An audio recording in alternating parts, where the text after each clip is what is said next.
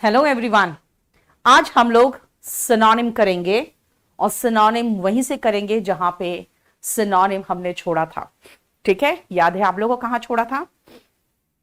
इसका याद रखना, इंग्लिश स्पेशल हमारा जो बैच नंबर 27 आया है बिल्कुल फ्रेश बैच आ रहा है, 10 तारीख को आ रहा है 5:30 से 7, जिसमें पूरा कंप्लीट कोर्स हम बिल्कुल up to the top most level यानी bank PO and CGL mains के लेवल तक का करवाएंगे।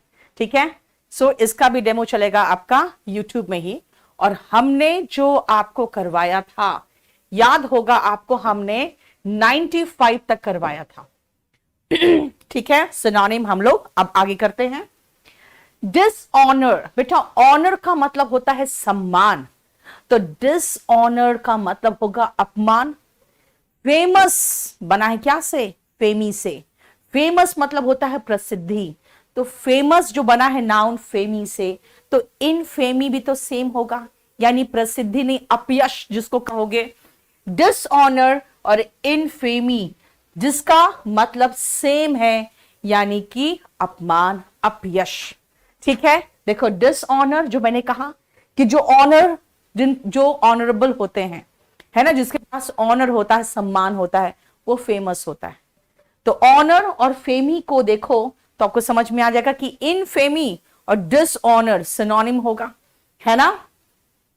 अगर इसका एंटोनिम देखोगे डिसऑनर का, तो ग्लोरी होगा, क्योंकि ग्लोरी का मतलब होता है उसका सम्मान, उसका नाम, यश जो होता है वो ग्लोरी होता है ना। मैग्निफिसेंस जिसको कहोगे, तो ग्लोरी इसका एंटोनिम हुआ किसका? डिसऑनर का उल्टा ग्लोरी। अगर आपका अपमान है तो डिसऑनर हो रहा है, अगर सम्मान है तो ग्लोरी है। बताओ, नेक्स्ट आओ, अनकूथ। क्या है ये रूड बिहेवियर होता है। रूड बिहेवियर इज अनकूथ, है ना। जब आपका व्यवहार बुरा हो जाता है, 96 का देखो, तो आप अनकूथ का मतलब हुआ रूड बिहेवियर, जो कि सोशली अनएक्सेप्टेबल होता है ना, जिसको कह सकते हो, और सोशली सामाजिक रूप से अनएक्सेप्टेबल बिहेवियर। देखो, ठीक है, बोलो कोई प्रॉब्लम? आप लोग बस खाली स्क्रीनशॉट लेते रहना। और विकेट का मतलब क्या होता है? विकेट मतलब दुष्ट हुआ, बदमाश, नटोरियस, है ना। जो गलत काम करते हैं उसको हम विकेट कहते हैं, नटोरियस।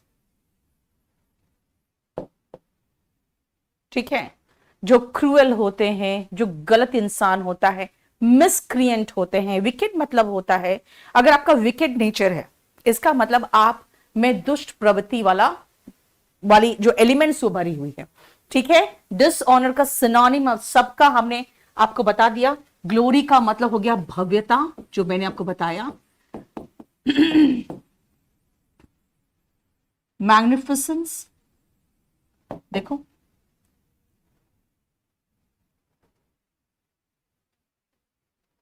क्लियर। नेक्स्ट आओ, एरुडाइट। जो पढ़ा लिखा व्यक्ति होता है ना बेटा, उसको एरुडाइट कहते हैं। सिनोनिम हुआ स्कॉलरली, मतलब एजुकेटेड। जब आपके पास एजुकेशन होता है तो आप स्कॉलरली कहलाते हो, यानी आपके पास ज्ञान का क्या है? प्रकाश है। ज्ञान का प्रकाश, प्रकाश लाइट होता है, तो मैं ऐसे लिख दूं एनलाइटेंड। ज्ञान का प्रकाश है, एनलाइटेंड हो आप, इसका मतलब है पढ़ा लिखा हो गया। अगर इसका एंटोनिम देखोगे तो अनएजुकेटेड हो जाएगा, इलिटरेट हो जाएगा, इसलिए इसका सिनोनिम में एक और लिख सकती हूं मैं, लिटरेट। देखो, यानी एरुडाइट का मतलब पढ़ा लिखा व्यक्ति, जिसमें एजुकेशन होता है, एजुकेटेड, एनलाइटेंड, लिटरेट। फ्रेंडली का मतलब होता है दोस्ताना, जिसका सिनोनिम लिख सकते हो एमिएबल, एमिकेबल,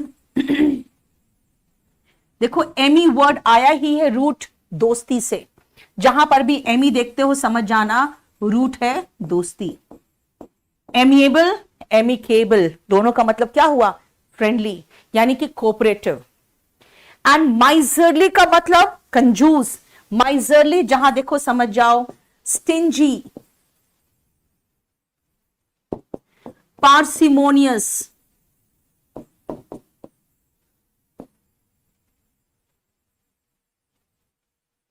ठीक है। थ्रिफ्टी, थ्रिफ्टी का मतलब ये होता है कंजूस। स्किन फ्लिंट और भी सिनोनिम था उसका, मैंने लिखवाया है कहीं पर, आपको स्किन फ्लिंट भी याद रखना, ठीक है। क्लियर? अब आओ लवली। लवली तो बहुत ही आसान वर्ड है ना, मतलब क्या है? प्यारा। देखो यहां पे कोई प्रॉब्लम है तो बताओ।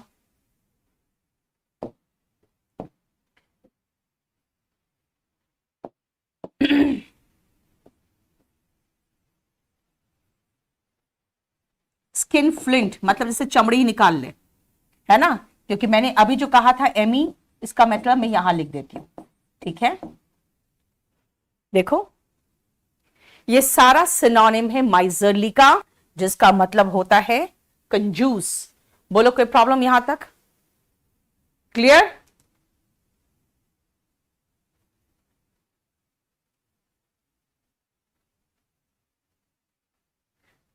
अब आप फटाफट स्क्रीनशॉट मार लो। चलो नेक्स्ट आओ। नेक्स्ट वर्ड है आइडिया। आइडिया का मतलब किसी तरह का कोई आइडिया होना, यानी कुछ युक्ति होना, विचार होना। कॉम्प्रिहेंशन, कॉम्प्रिहेंशन तो समझदारी होता है। कॉम्प्रिहेंड करने का मतलब होता है टू अंडरस्टैंड, तो कॉम्प्रिहेंशन इज अंडरस्टैंडिंग ना। Notion, emotion, gist. जिस्ट का मतलब एक जनरल आइडिया जो होता है वो जिस्ट होता है। अब मुझे बताओ 98 का आंसर क्या होगा? Very good Devrupa. देखो नोशन, वेरी गुड, समझ में आ गया ना, क्योंकि इसमें आपको अगर मैं कहूं भाई कॉम्प्रिहेंशन, तो ये हुआ अंडरस्टैंडिंग यानी समझ, उसमें जो आपकी समझ है। बेटा कॉम्प्रिहेंशन में यही तो देखा जाता है कि क्या आप पढ़ के कॉम्प्रिहेंड कर सक रहे हो, समझ सकते हो, तभी तो आंसर करोगे, है ना। जिसका मतलब होता है जनरल मीनिंग, एक नॉर्मल जनरल मीनिंग। जब आपसे कॉम्प्रिहेंशन करने के लिए कहते हैं तो पढ़ के आप उसका जिस्ट समझ रहे हो, जनरल मीनिंग समझ रहे हो। अगर जनरल मीनिंग समझ रहे हो यानी आपकी अंडरस्टैंडिंग कॉम्प्रिहेंशन ठीक है, समझ में आया। इमोशन तो आपकी भावनाएं होती है, तो बचा क्या? नोशन। आइडिया का सिनोनिम है नोशन, ठीक है, इमोशन नहीं, नोशन। इमोशन तो आपकी भावना होती है ना, आपकी जो भावनाएं हैं वो इमोशन है। सो आइडिया का सिनोनिम हुआ notion. Clear? Takes after, take after किसका सिनोनिम है? जल्दी बताना, टेक आफ्टर, जल्दी से आंसर बताते जाइए। टेक आफ्टर किसका सिनोनिम है? Resemble. You have taken after your father, तुम अपने पापा की तरह दिखते हो।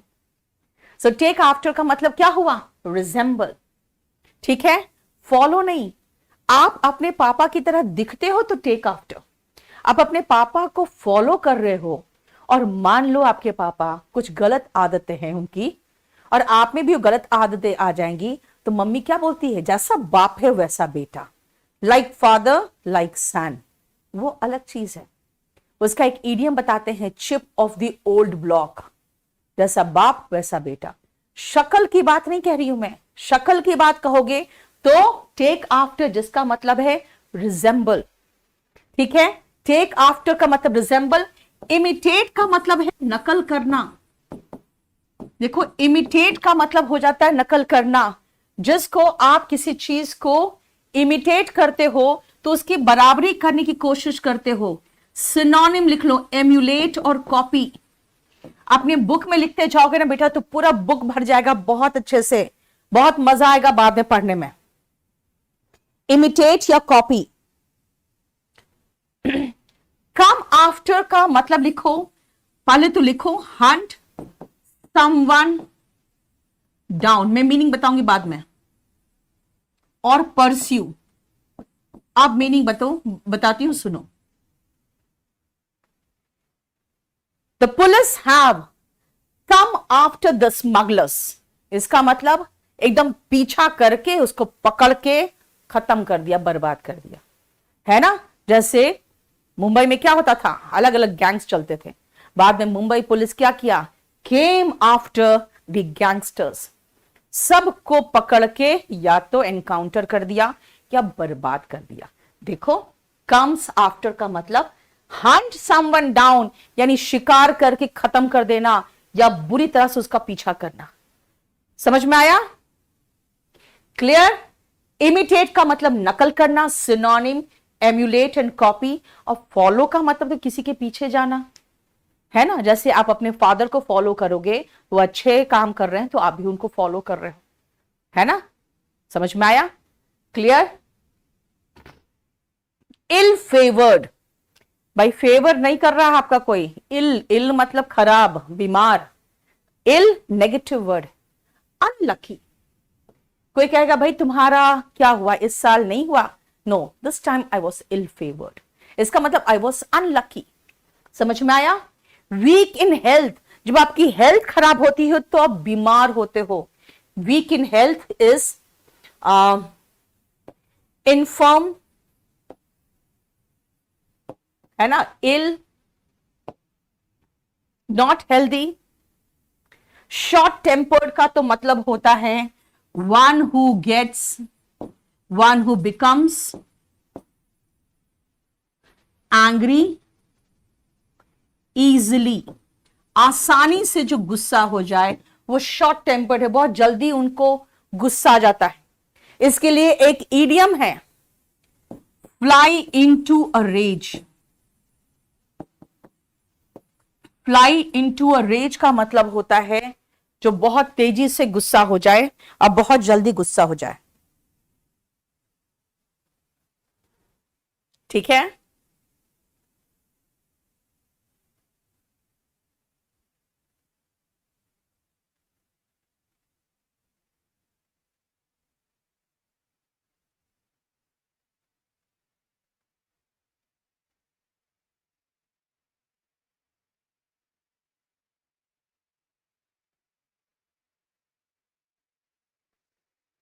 अगली, कुरूप, जो देखने में गंदा हो, है ना, अगली। एंटोनिम क्या होगा, ब्यूटीफुल। अब मुझे बताओ, इल फेवर्ड का मीनिंग समझ में आ गया, अनलकी। टेक आफ्टर का मतलब रिजेंबल, एन आइडिया मतलब नोशन। अब जल्दी से फटाफट उतार लो, स्क्रीनशॉट मारो। हो गया, हम लोग 100 तक कंप्लीट कर लिए। नेक्स्ट आओ, होमेज, श्रद्धांजलि। होमेज इज श्रद्धांजलि, सिनोनिम होता है ट्रिब्यूट। श्रद्धांजलि, होमेज और ट्रिब्यूट दोनों सिनोनिम है, जिसका है श्रद्धांजलि। श्रद्धांजलि,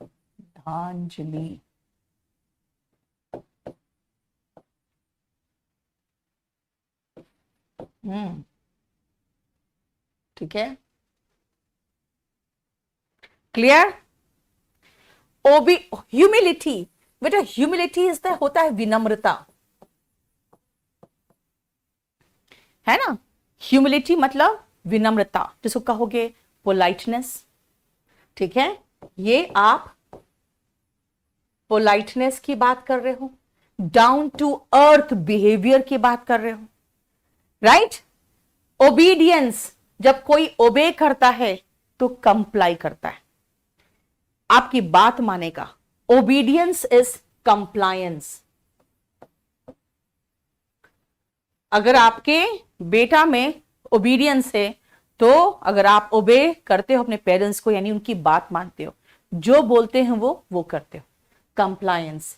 एंड एलिजियंस का मतलब होता है किसी पार्टी या किसी भी दल को, है ना, या किसी, मान लो किसी कोई मुद्दा ही है, उसके प्रति बहुत ज्यादा आप अगर ये हो, जिसके प्रति बहुत ज्यादा सपोर्ट करते हो, तो आपका एलिजियंस किसके तरफ है। कई बार ऐसा होता है ना, बातचीत से पता चल जाता है यार ये तो बीजेपी का है, ये तो कांग्रेस का है, इसका मतलब है सपोर्ट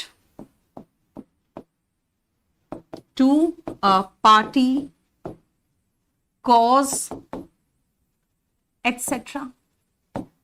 अगर आपकी एलिजियंस मोदी की तरफ है तो आप भक्त कहलाओगे, अगर कांग्रेस की तरफ है तो आप चमचे कहलाओगे। नहीं, तो आजकल एलिजियंस से पता चलता है भैया तुम्हारा नाम क्या पढ़ने वाला है ना। यही तो हो गया इंडिया में।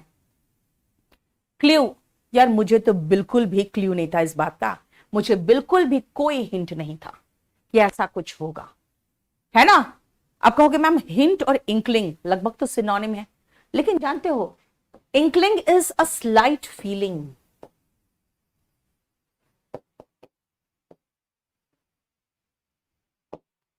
मुझे जरा सा भी इंकलिंग नहीं था कि वो चोर निकल जाएगा।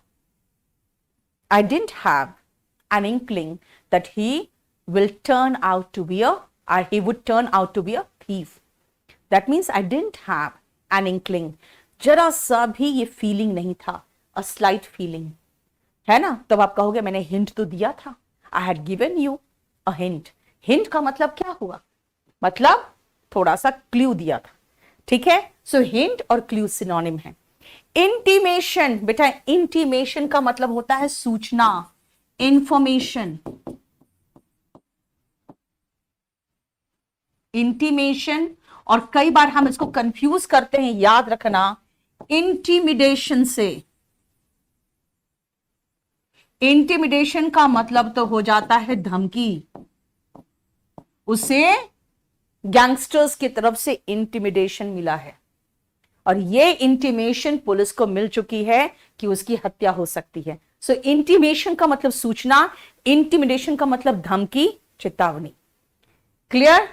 सिग्नल, हिंट, क्लू लगभग तो सेम होता है, लेकिन क्लू का एक्चुअल मीनिंग होता है हिंट, क्योंकि सिग्नल तो कहते हैं ना मोबाइल का भी सिग्नल होता है ना, तो वो अलग चीज। अमेजमेंट, आश्चर्य। आश्चर्य, देखो आश्चर्य कौन है इसमें, सरप्राइज। और अगर वो आश्चर्य बहुत ही गंदा है, मतलब एक तरह से बिल्कुल आपको दुखी कर दिया या बिल्कुल धक्का दे दिया, तब वो शॉक है। इसलिए याद रखना, unpleasant surprise is equal to shock. So जो शॉक होता है ना, ये सरप्राइज ही होता है, लेकिन ये अनप्लेजेंट होता है। Unpleasant surprise is equal to shock, ठीक है। वॉन्डर, जहां देखो समझ जाओ भटकना की बात है, बेटा वंडर नहीं है, भटकना। He wandered here and there for water. भटकता रहा। वॉन्डर का मीनिंग है भटकना, ठीक है। वंडर होता आश्चर्यचकित होना या सोचना, फाइन। एंड सस्पिशन का मतलब क्या हुआ, सस्पिशन का मतलब शंका। सस्पिशन का मतलब होता है शंका, है ना। यानी कि जब आपको किसी पर शंका होता है ना, तो कहोगे I have suspicion on him. देखो कोई प्रॉब्लम, बेटा डेली क्लास तो होती नहीं है, डेली क्लास नहीं हो पाती बेटा मेरा, लेकिन हाँ ये जरूर है कि मैं पूरी कोशिश करती हूं आपकी क्लास लूं। चलो, मंडे वेंसडे फ्राइडे मेरी पूरी कोशिश रहती है 10 से 11:30, 10 से 11। बोलो कोई प्रॉब्लम।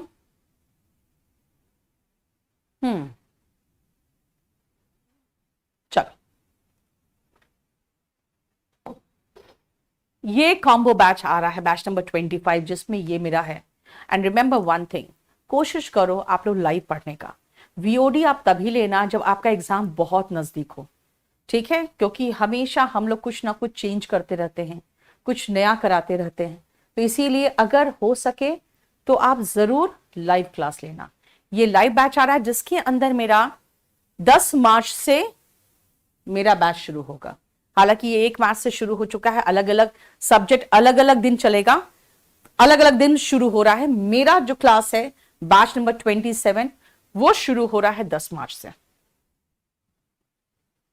आओ नेक्स्ट, कंसिस्टेंसी, मतलब अब एक ही जैसा क्वालिटी बना के रखो, बड़ा मजा आ रहा है, आपके होटल में खाना खाने जाते हैं, बहुत अच्छा लगता है, कभी कुछ कभी कुछ खराब, कभी सब्जी बहुत वैसा टेस्ट नहीं जैसा पिछली बार था, तो कहेंगे देखो यार तुम्हारा होटल तो अच्छा लगता है मुझे, लेकिन इसमें कंसिस्टेंसी नहीं है, आपकी जो क्वालिटी है ना वो कंसिस्टेंट नहीं है, यानी वो यूनिफॉर्म नहीं है। सब्जी बहुत अच्छा बनाते हो, कभी कभी खराब निकल जाता है, इसका मतलब है एक ही क्वालिटी मेंटेन करो ना, यूनिफॉर्मिटी मेंटेन करो। कंसिस्टेंसी और यूनिफॉर्मिटी का मतलब होता है एक रूपता, यानी आप एक ही रूप मेंशन करो ना, मेंटेन करो ना, एक रूपता होनी चाहिए आप में। और कांस्टेंट जो चीज होता है वो परमानेंट वैसी रहता है ना, इसलिए कांस्टेंसी का मतलब होता है जो कह सकते हो अनचेंजेबल क्वालिटी, यानी the quality of not changing. Uniformity अलग वर्ड है और कॉन्स्टेंसी अलग वर्ड है। सो रिमेंबर, कंसिस्टेंसी तब होता है जब आप में वो सेम चीज अगर मेंटेन किए हुए हो तो, और अगर कांस्टेंट है आप तो आप अनचेंजिंग है। कांस्टेंट का मतलब होता है अनचेंजिंग, है ना, and the ability to not to change, ठीक है, यानी कांस्टेंट बना हुआ है, जैसा था वैसा ही है। क्लियर? कॉम्पिटेंस, बेटा आप कंपीट कब करोगे एग्जाम में? जब आप में कॉम्पिटेंस होगा तो। आप कहते हो ना वो कंपीट कर गया, वो सीजीएल कंपीट कर गया, कैसे कर गया कंपीट? क्योंकि उसमें कॉम्पिटेंस था। What is the meaning of competence? That is the ability. Competence का मतलब होता है क्षमता, तभी तो वो कंपीट कर गया। आप एग्जाम तब कंपीट करोगे जब आप में एबिलिटी होगी तब। और परमानेंस का मतलब होता है तो हमेशा के लिए रह गया, है ना। परमानेंस का मतलब क्या होता है? हमेशा के लिए। कहते हैं ना हीरा है हमेशा के लिए, सदा के लिए। याद रखना, हीरा सदा के लिए नहीं होता। ये आपको छोटी सी बात बताती हूं, 1 मिनट सुनना। जानते हो हीरा अगर आप खरीदोगे ना तो हीरा बहुत महंगा मिलता है, जब बेचने जाओगे तो उसका रेट नहीं मिलता। हालांकि सोना जिस रेट में होता है उसी रेट में उस दिन का देखो न्यूज़पेपर या नेट में अगर आज 45,000 है तो आपको बाजार में जाकर 45,000 में आपको 10 ग्राम सोना बेच के आ जाओगे। हीरा का वो रेट नहीं मिलता, वहां जाके पता चलता है कितना कट जाएगा। उसका कारण क्या है पता है? हीरा सदा के लिए नहीं है। हीरा को अगर आप हीट करो बहुत हाई टेम्परेचर पर, CO2 बन के उड़ जाएगा। ये सारा मार्केटिंग स्ट्रैटेजी था। 1995 में सिर्फ 5% ही जापानीज अपने गर्लफ्रेंड को हीरे की अंगूठी देके प्रपोज करते थे शादी के लिए। लेकिन डिबियस जो है ना, जो बहुत बड़ी कंपनी है ऑफ हीरा का, उन्होंने क्या किया? ऐसा एडवर्टीजमेंट स्ट्रैटेजी बनाया, ऐसा एडवर्टीजमेंट स्ट्रैटेजी बनाया कि इमोशन से जोड़ दिया कि अगर आप सही में किसी को प्यार करते हो तो आप उसको प्रपोज करोगे हीरे की अंगूठी के साथ। आजकल मिडिल क्लास फैमिली में भी जब तक हीरे का अंगूठी नहीं मिलता तो लगता ही नहीं है कि यार कुछ वैल्यू हुआ है ना। लड़का और लड़की क्या करते हैं? हीरे की अंगूठी एक दूसरे को पहनाते हैं।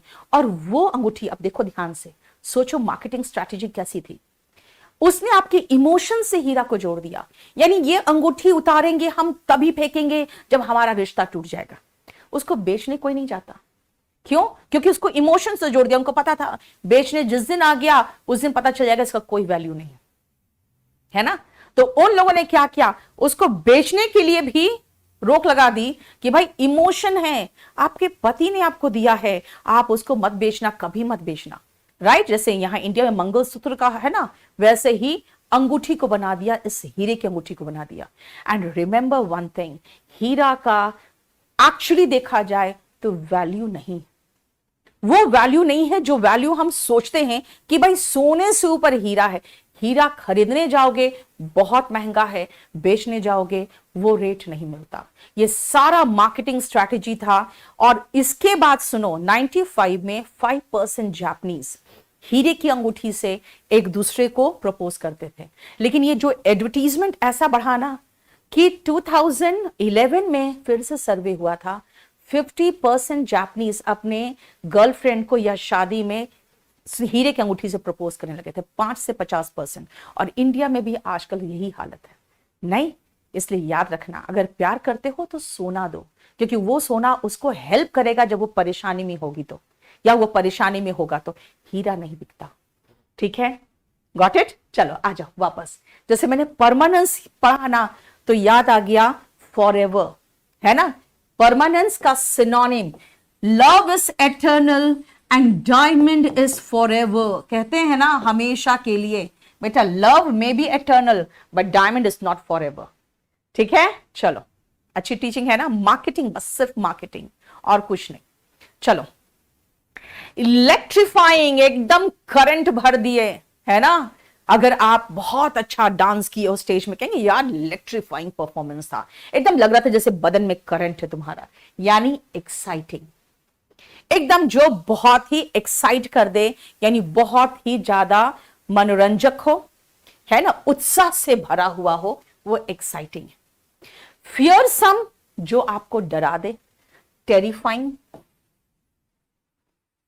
है ना। जैसे शेर अपना फियरसम टीथ दिखाता है, आपकी तो ऐसी हवा गुल हो जाती है पहले ही, नहीं।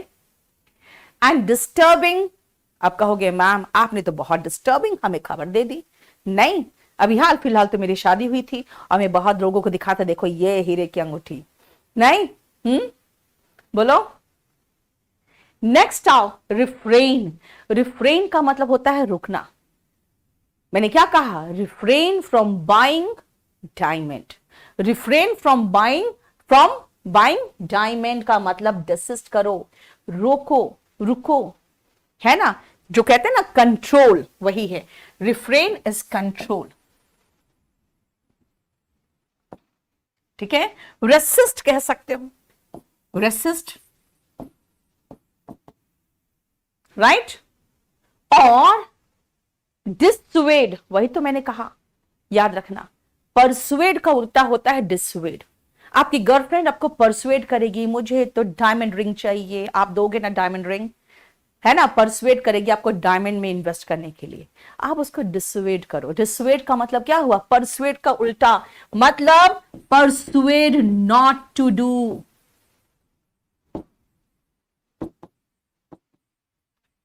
परसुएड मतलब प्रोत्साहित करना, डिसवेड का मतलब होता है हतोत्साहित करना, है ना। When you persuade someone not to do something, that means you dissuade.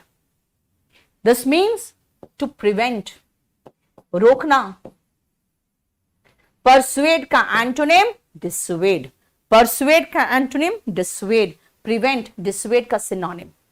और कर्ब का मतलब क्या होता है, कंट्रोल करना, रोकना।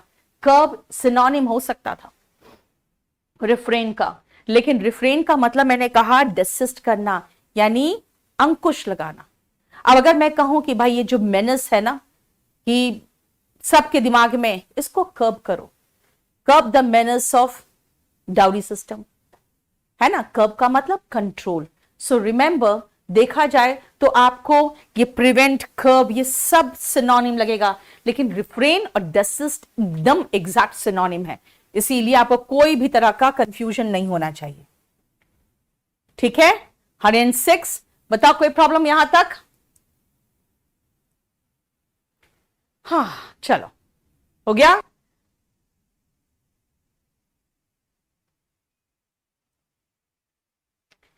नेक्स्ट बेटा, मैंने आपको कहा है वीओडी बैच आप तभी लेना जब एग्जाम सर पर हो और आपके पास समय नहीं हो मेरे साथ 6-7 महीने बिताने की, राइट।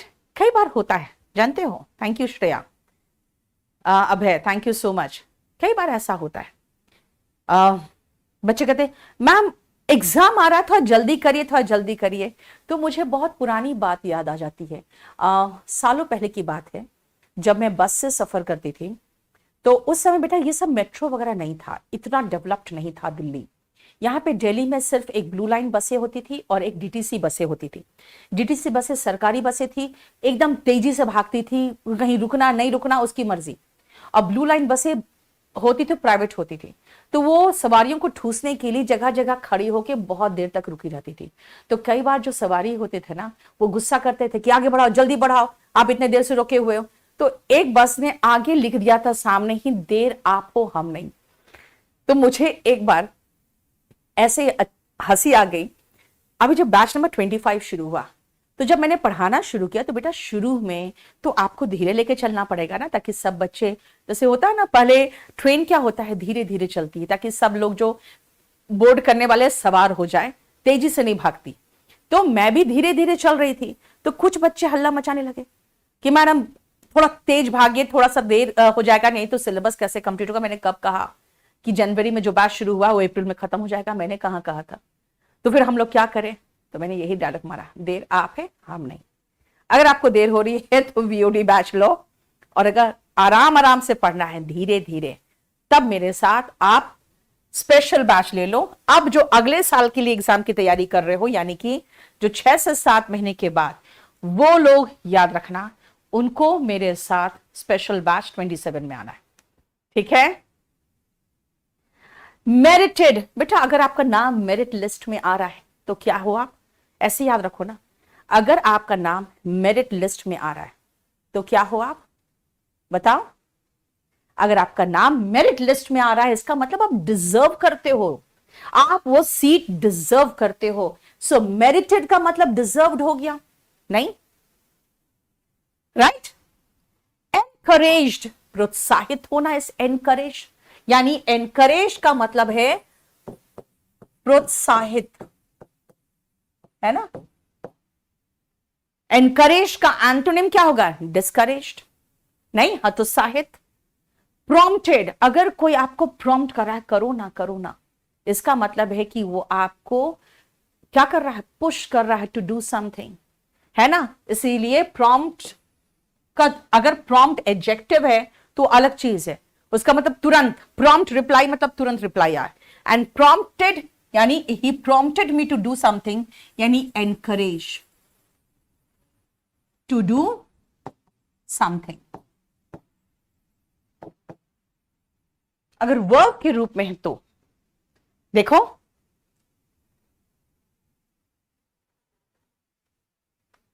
है ना?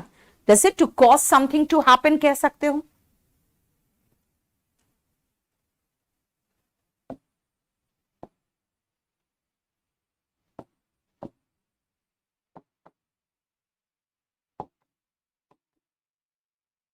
क्लियर? और सपोर्ट का मतलब तो समझते ही हो, सहारा देना, है ना? कैंडिड, अगर आपका व्यवहार बिल्कुल कैंडिड है, इसका मतलब आप बिल्कुल फ्रैंक हो, एकदम कोई भी चीज अंदर छुपाते नहीं। एरोगेंट तो बेटा घमंडी होता है, जिसका सिनोनिम हम डिस्कस कर भी चुके हैं पहले भी, है ना? जरा बताना एंटोनिम क्या क्या आएगा इसका? कंसीटेड, हॉटी, घमंडी, सुपरसीलियस, अपने आप को सुपर समझता है, वो बहुत सुपरसीलियस है ना? और ऑन हाई हॉर्स, मैंने ऐसे कहा था, याद रखने, ऑन हाई हॉर्स, जब ये जो लड़के हैं ना, है ना, जो आपके पीछे दुम हिलाते घूमते रहते हैं, जब इनकी शादी हो जाती है ना, ऑन हाई हॉर्स जिस दिन से बैठते हैं ये हॉर्स के ऊपर, है ना, उस दिन से ये घमंडी हो जाते हैं। नहीं, देखो, ऑन हाई हॉर्स घमंडी, सुपरसीलियस, हॉटी, कंसीटेड, इन सब का मतलब क्या है? इन सब का मतलब घमंडी, जिसका मतलब हम्बल का एंटोनिम, है ना? इसका मतलब हम्बल का, विनम्र का, हम्बल, पोलाइट, इन सब का एंटोनिम हो गया ये। देखो, है ना? देखो, बोलो कोई प्रॉब्लम? नेक्स्ट आओ, ओवर कॉन्फिडेंट। कॉन्फिडेंट होना अच्छी बात है, ओवर कॉन्फिडेंट होने का मतलब हो गया बेटा प्राउडी कोई नेचर ही नहीं है राहुल, प्राउडी कोई वर्ड ही नहीं है डिक्शनरी में, प्राउड कहते, है ना? एरोगेंट को आप प्राउड कह सकते हो, लेकिन प्राउड का एक और मीनिंग है, और प्राउडी जैसा कोई वर्ड नहीं है।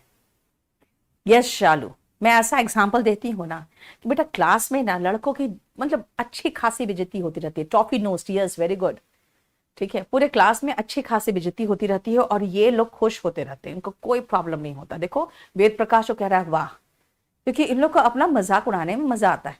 चलो, केयरलेस, केयरलेस का मतलब लापरवाह, नेग्लिजेंट, केयरलेस का मतलब लापरवाह यानी नेग्लिजेंट। इसका सिनोनिम केयरफुल, कॉशियस नहीं। अगर हम एंटोनिम लिख दे तो देखो, एंटोनिम केयरफुल, कॉशियस, नहीं। देखो नेग्लिजेंट बेटा नेग्लिजिबल नहीं होगा, याद रखना। नेग्लिजिबल का मतलब होता है ना के बराबर, नगण्य। Yes, persuade and encourage synonym है बेटा। जीलस याद रखना, jealous is different from jealous. Jealous का मतलब होता है उत्साह से भरा हुआ, उत्साह से भरा हुआ, आर्डेंट, है ना। जील का मतलब होता है उत्साह, तो जीलस का मतलब उत्साह से भरा हुआ, उत्साहित जिसको कहोगे, ठीक है। एनिमेटेड, एनिमल से एनिमेटेड नहीं बना है, इसका मतलब होता है उत्साह से भरा हुआ। एक्साइटेड, उत्साह से भरा हुआ, ठीक है। और इसका सिनोनिम आर्डेंट है। जेलस और एनवियस का मतलब तो समझते हो ना, ईर्ष्यालु। थोड़ा डिफरेंस था जो नाउन में पढ़ाती हूं। जेलस का मतलब जिसमें ईर्ष्या हो, फ्यूरियस मतलब जो गुस्सा में हो, फ्यूरियस का मतलब हो गया एंग्री, ठीक है, एनरेज्ड, गुस्से में। और जेलस का मतलब हो गया एनवियस। हालांकि थोड़ा सा डिफरेंस है, फिर भी मैं वही सिनोनिम लिख रही हूं। एंग्री, एनरेज्ड, गुस्से में। एंटोनिम काम, कंपोज्ड, शांत जिसको कहोगे, है ना। देखो पैसिफाइड, एकदम शांत। ट्रैंक्विल, जैसे ट्रैंक्विलाइजर दे देते हैं ना, उससे क्या होता है, जानवर क्या होता है, एकदम शांत हो जाता है और धीरे धीरे सो जाता है।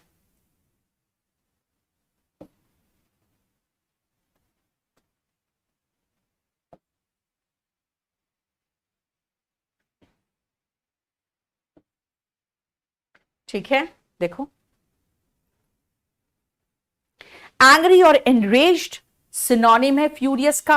एंटोनिम है काम, composed, pacified and tranquil. Impatient होता है बेसब्र, जिसमें सब्र की कमी है वो इम्पेशेंट है ना, इम्पेशेंट है। A person who is in a hurry, इसलिए इम्पेशेंट का लिख सकते हो इन अ हरी। इक्वानिमिटी बिल्कुल सही है, एंग इसका यहां पे कंपोज के जगह पे इक्वानिमस कह सकते हो, है ना। पैसिफाइड, ट्रैंक्विल और इक्वानिमस। चलो देखो जरा ध्यान से। प्लेसिड, वेरी गुड, एकदम एग्जैक्ट एडजेक्टिव मुझे और एक मिल गया, आपको दे दिया मुझे शांत का, प्लेसिड। देखो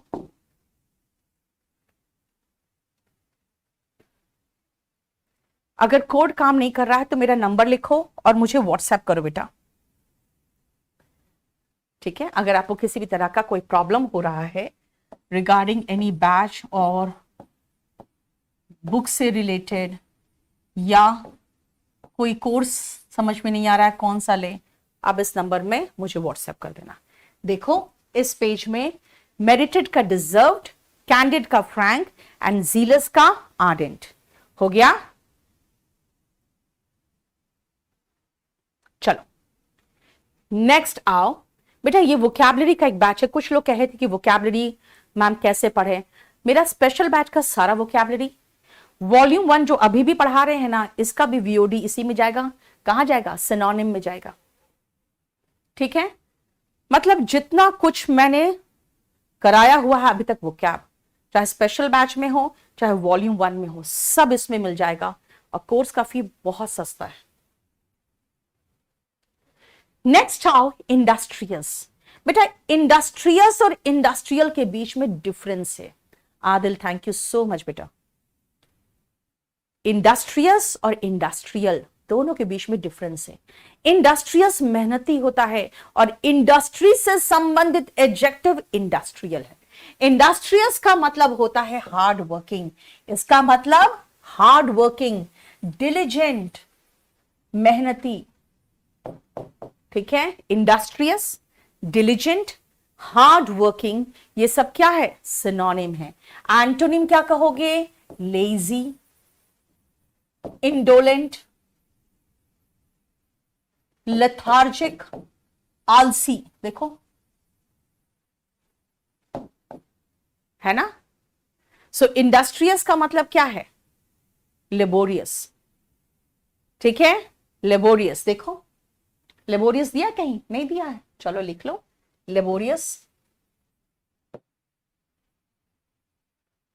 इंडस्ट्रियस, लेबोरियस, इसका सिनोनिम है हार्ड वर्किंग।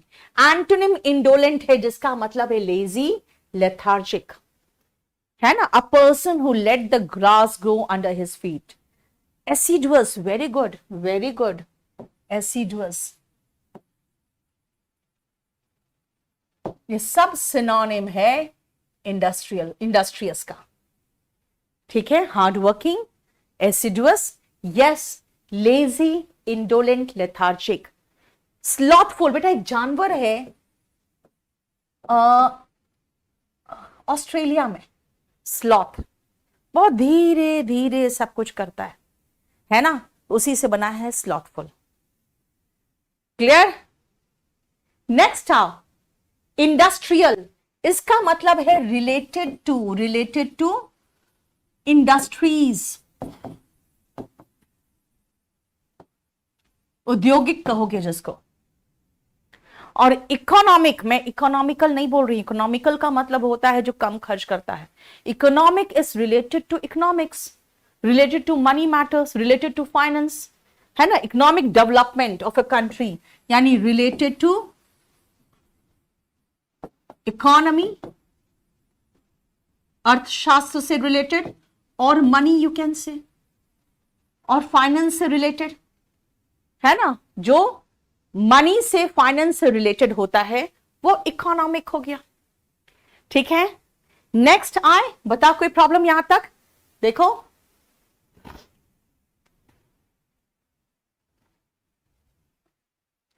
नेक्स्ट आओ, फिजिबल। फिजिबल का मतलब क्या होता है? Practical.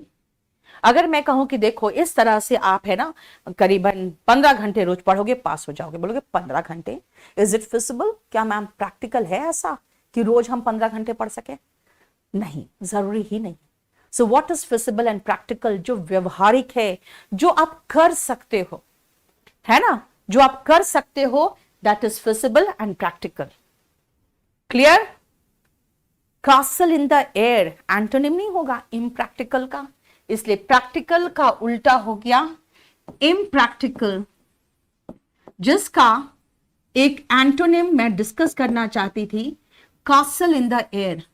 To build castle in the air, यानी कि हवा में महल हो सकता है, हवाई महल? बोलोगे बिल्कुल नहीं, पॉसिबल ही नहीं है। याद करना कि प्रैक्टिकल का एंटोनिम मैंने लिखा है बेटा, एक सेकेंड, प्रैक्टिकल का ये एंटोनिम है इम्प्रैक्टिकल। प्रैक्टिकल का सिनोनिम एक और लिख सकते हो आप, pragmatic. Pragmatic, pragmatic is synonym of feasible, practical, pragmatic. Yes, हवाई किला नहीं होता। स्पोकन के लिए बेटा बैच 21 तारीख को आ रहा है, वो आ रहा है लाइव बैच, लेकिन मेरा मानना है कि आपके पास एक वीओडी बैच भी है, आपको जैसे करना वैसे करना। वीओडी 60 डेज का बैच बन के तैयार हो रहा है, अभी तक उसमें 45 डेज का हमने बहुत बढ़िया से कस्टमाइज्ड करके मैंने उसमें वीडियो डाला है, ठीक है। और अब जो चलेगा उसमें वो अभी 45-46 वीडियोस डल गया है, 60 वीडियोस में खत्म हो जाएगा, ठीक है। नहीं तो लाइव क्लास ले सकते हो, वो आ रहा है 21 तारीख को। रिजॉइस, खुशी मनाना, रिजॉइस इज टू सेलिब्रेट, खुशी मनाना जिसको कहते हो, समझ में आया? एसेंचुएट, बेटा मैंने इसको बताया भी है, और मैंने इसका एक छोटा सा वीडियो बना के डाला है अपने इंस्टा में भी। एसेंचुएट का मतलब होता है कोई चीज को हाईलाइट करना ताकि वो दिखे, जैसे कुछ लोग नहीं देखते हो आईब्रोज को आईलाइनर लगाते हैं, पता नहीं क्या क्या करते हैं यार, मेरा तो आईलाइनर ही नहीं लगा पाती, मेरा तो हाथ ही हिल जाता है। तो एसेंचुएट का मतलब होता है टू हाईलाइट समथिंग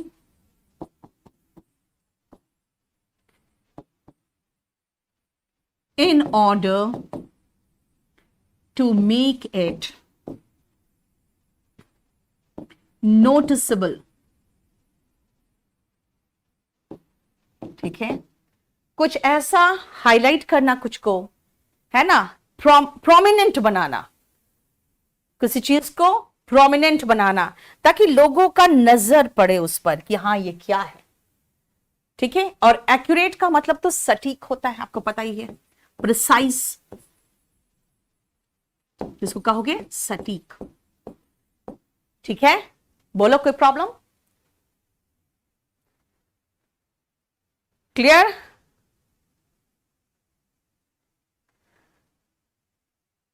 क्या बुक की एक झलक तो दिखा दो, अभी बन रही है यार बेटा, अभी तुरंत नहीं बन पाएगा, कर रहे हैं अभी हम। एट्रोसिटी, एट्रोसिटी मतलब वायलेंस होता है, क्योंकि एट्रोसिटी जब करते हो ना किसी पर तो आप क्रुएल्टी करते हो। एट्रोसिटी का मतलब होता है वायलेंस कर रहे हो किसी पर, क्रूरता कर रहे हो। ठीक है, नेक्स्ट आओ एनवी। मैंने अभी कहा था ना जलस का एनवियस बनाया था, तो एनवी का आप ऐसे लिख दो, जलसी, ईर्ष्या। अच्छा, यहां तो सिनोनिम दिया हुआ है। और एब्सर्डिटी का मतलब होता है वियर्ड, वियर्डनेस कह दोगे, अजीब सा, एब्सर्ड लैंग्वेज, पता नहीं कौन सा अजीब सा लैंग्वेज यूज करता है ना? क्लियर? यस, क्रुएल्टी, ब्रूटलिटी कह सकते हो बेटा, ब्रूटलिटी है ना, क्रूरता के लिए। एक और हिंदी वर्ड है ना बर्बर, उससे एक वर्ड बना है बार्बरिटी, ये भी तो लगता है ना क्रूरता, है ना? और एब्सर्ड का मतलब होता है स्ट्रेंज, वियर्ड, अजीब सा, स्ट्रेंजनेस उसमें, एब्सर्डिटी इन हिज बिहेवियर, विचित्रता है। देखो हम लोगों ने 112 तक कर लिया, स्क्रीनशॉट मारो फटाफट।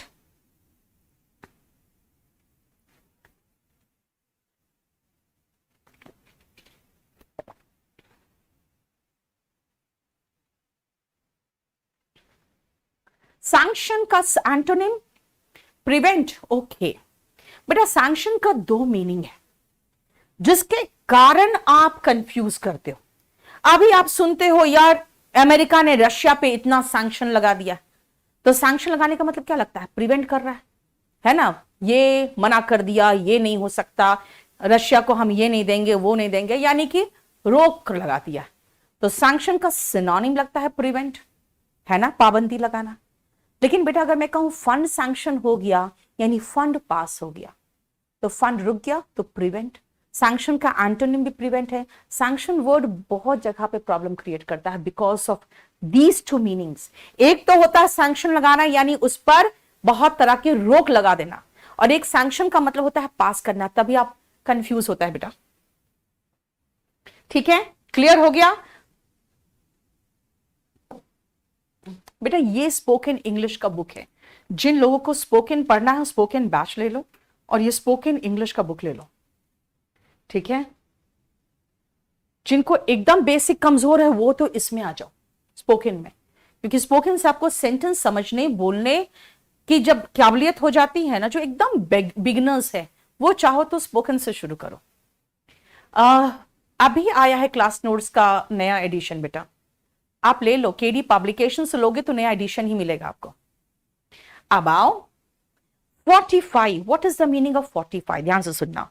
फोर्ट का मतलब होता है कीला, तो 45 का मतलब होता है कीले की तरह मजबूत बना देना।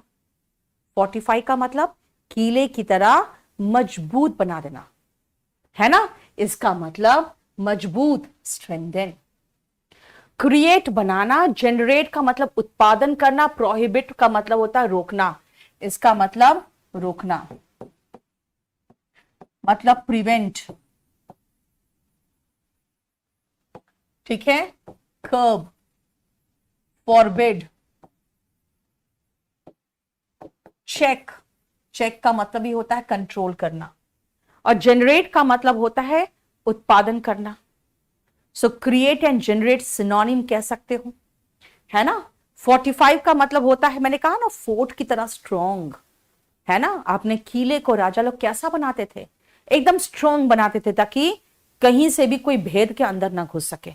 वैसे ही स्ट्रेंथन हुआ। अभी पैसिफाई लिखवा चुकी थी, गुस्सा दिलाना का उल्टा शांत करना।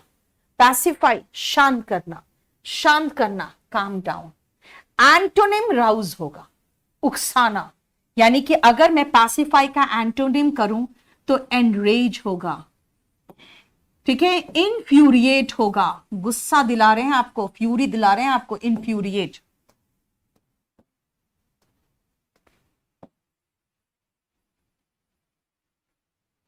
ठीक है, एनरेज, इन्फ्यूरिएट यानी कि गुस्सा दिलाना। ठीक है, देखो अगर आप कहोगे तो इसका राउज भी हो गया, यानी आपको गुस्सा दिलाना। देखो, रिजॉइस तो अभी बताए थे, सेलिब्रेट करना। सैटिस्फाई का मतलब हुआ संतुष्ट करना, है ना। सैटिस्फाई का सिनोनिम भी सेटिएट है, लिख लो सैटिस्फाई।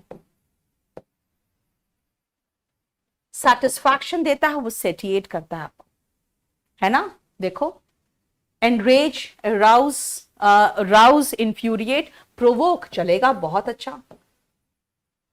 इंस्टिगेट, उकसाना, इंस्टिगेट, उकसाना। इन्फ्यूरिएट, देखो फ्यूरी वर्ड यहां छिपा हुआ है और यहां पर रेज वर्ड छिपा हुआ है। रेज मतलब गुस्सा, FURY का मतलब भी गुस्सा होता है। Incite, very good, incite. भड़काना, है ना, भड़काना, देखो बहुत अच्छा, वेरी गुड। ठीक है, और ऐसे राउज का एक मीनिंग तो बेटा यही सब है जो मैंने बताया आपको, लेकिन राउज का एक और मीनिंग है जगा देना, टू वेक अप। एक तो हुआ गुस्सा भड़काना और एक होता है जगा देना, उठा देना। ठीक है, बैरन, बंजर, जहां पे कुछ भी ना उगे, अनप्रोडक्टिव। ठीक है, देखो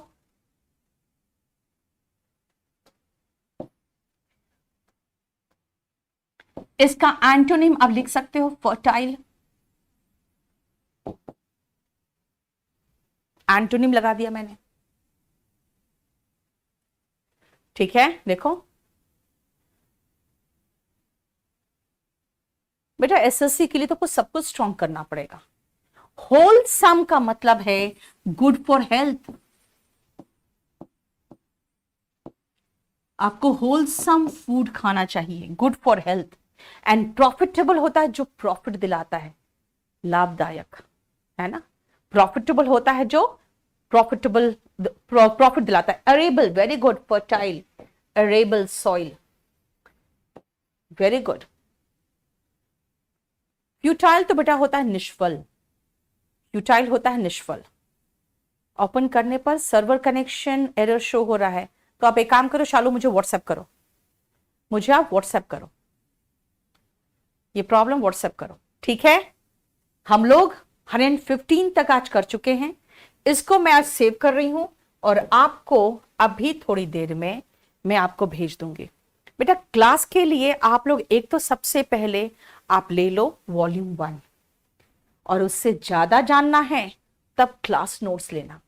और ये क्लास नोट्स बिल्कुल कलर्ड बुक है ऐसे ही, क्योंकि इसमें वॉल्यूम 1 से 3 गुना ज्यादा है। अगर जो मैं अभी पढ़ा रही हूं वॉल्यूम 1, उसका ग्रामर एंड वोकैबुलरी पूरा पढ़ना है तब ये बैच लेना। ठीक है, ये बैच में आपको VOD अभी तक का जितना क्लास हो चुका है उसका VOD मिल जाएगा। आगे का लाइव क्लास जब चलता है तो आपको हम लोग कनेक्ट करते रहते हैं क्लास के साथ। ठीक है, स्पोकन इंग्लिश हमारा 21 मार्च से आ रहा है। हालांकि इसका टाइम अभी कंफर्म नहीं हुआ है, या तो 7 से 8 होगा, नहीं तो 8 से 9 होगा, कुछ ऐसा टाइम इसका होगा, याद रखना। ठीक है, और ये जो बैच है ये नया बैच है इंग्लिश स्पेशल का, जिसमें वॉल्यूम 1 से 3 गुना ज्यादा मैं पढ़ाती हूँ, इतना ज्यादा ग्रामर होता है। स्टेनोग्राफर के लिए 27 नंबर बैच ले लो और आराम से पढ़ते रहो पुष्पेंद्र, धीरे धीरे पढ़ते रहो। ठीक है, आराम से पढ़ोगे एकदम समझ में आएगा। बहुत ज्यादा देखो बेटा, आप लोग सोचते हो ना बहुत तेजी में हो जाएगा, बहुत तेजी में कुछ नहीं होता। मैं आपको पहले सेंटेंस का फॉर्मेशन सिखाऊंगी कंपल्सरी इंग्लिश में, अगर कंपल्सरी इंग्लिश लोगे तो। फिर हम ऐसे, precis, comprehension, letter writing, report writing, ये सब करते हैं। ठीक है, ट्रांसलेशन सीखने के बाद। और याद रखना, अगर आपको फटाफट खाली स्पोकन इंग्लिश करना है तो 60 डेज का हर वीडियो इसका 30 मिनट से लेकर 45 या सवा घंटा तक का मैक्सिमम वीडियो है। ठीक है, और 60 वीडियोस होंगे इसमें, अभी 45 लोड हो चुके हैं। आराम से पढ़ो, मतलब छोटे मोटे एग्जाम तो इसी से निकाल लोगे, इतना बढ़िया से इसमें सब कुछ कराया हुआ है। ठीक है, तो आपसे फिर हमारी जो मुलाकात होगी वो पता है कब होगी? कल शाम को होगी, क्योंकि कल विमेंस डे है। और कल जो मैराथन है, पहले दीपिका मैम आएंगी हिंदी लेके, फिर गुरप्रीत आएगी क्या करंट लेके, फिर शिल्पी मैम का साइंस है, और फिर मैं इंग्लिश कराऊंगी आपको। तो कल विमेंस डे के दिन सिर्फ महिलाएं होंगी आपके साथ केडी लाइव चैनल पर, और ये विमेंस डे का मैराथन चलेगा कल। ठीक है, चलो शुरुआत हो जाएगा 3 बजे से लेकर रात को 7 बजे तक। ठीक है, चलो, thank you so much and good night.